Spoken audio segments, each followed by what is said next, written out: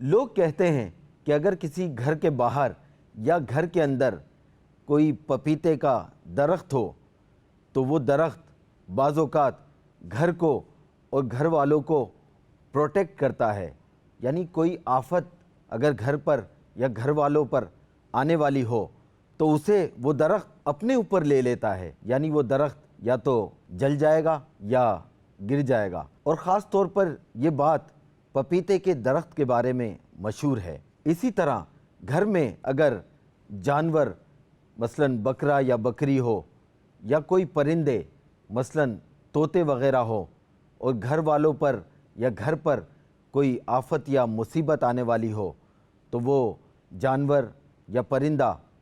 اسے اپنے اوپر لے لیتا ہے اور اس کے بدلے اس کی جان چلی جاتی ہے۔ یہ سب لوگ کہتے ہیں، میں نہیں کہتا، لیکن لوگوں کا خیال درست ہے یا نہیں یہ تو ہمارے شیخ ہی ہمیں کنفرم کریں گے۔ پلیز شیخ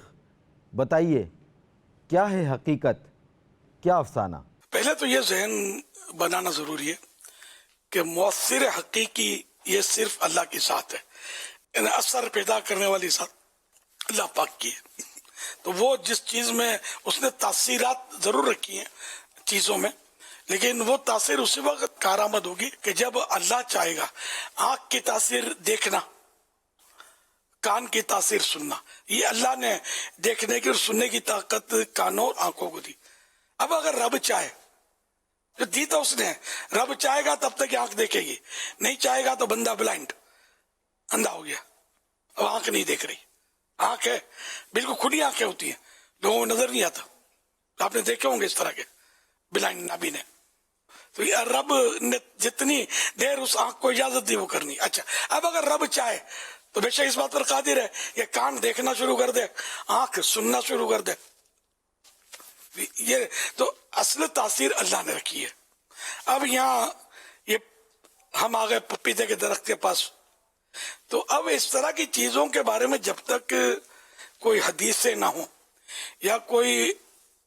بزرگان دین کے تجربات سامنے نہ آئیں تو صرف رومر پر کان نہیں دھرنے چاہیے۔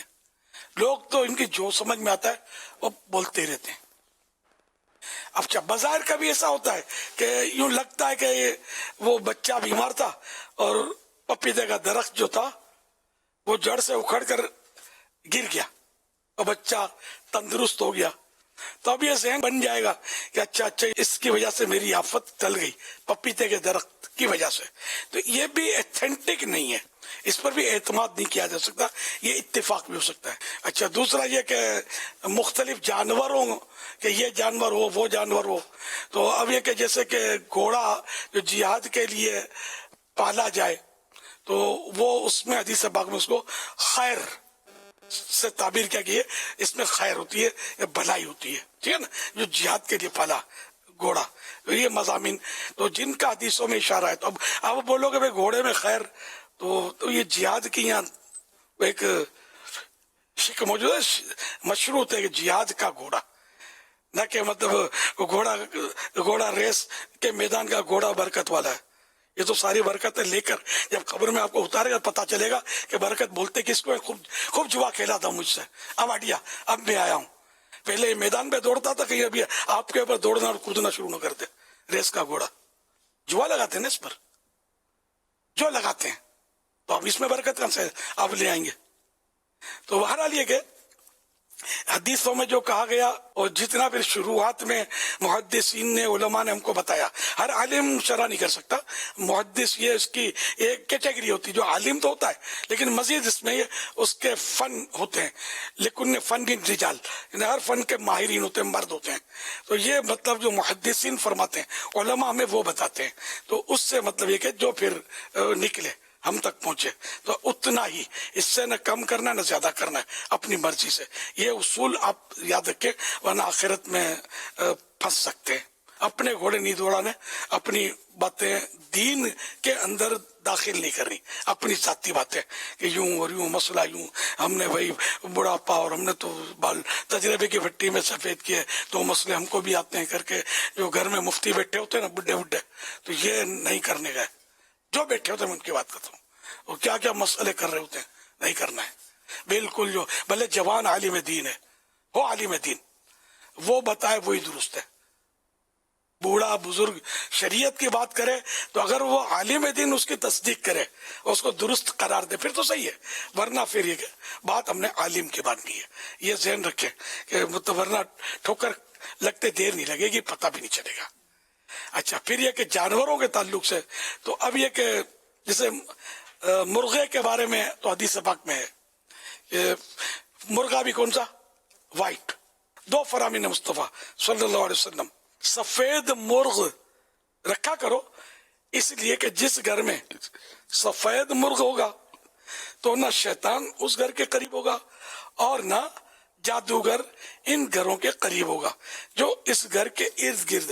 اطراف میں ان کو بھی پروٹیکشن حاصل ہوگا دوسرا فرمان سفید مرغ کو برا بھلا مت کہو اس لیے کہ یہ میرا دوست ہے اور میں اس کا دوست ہوں اور اس کا دشمن میرا دشمن ہے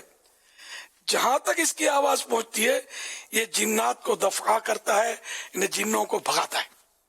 جنات کے تعلق سے لکھا ہے کہ وہ ڈیمو سے گھبراتے ہیں قاضی علی بن حسن خلقی کی سوانح حیات میں ہے کہ جنات ان کے پاس آتے رہتے تھے ایک مرتبہ عرصہ دراز تک نہیں آئے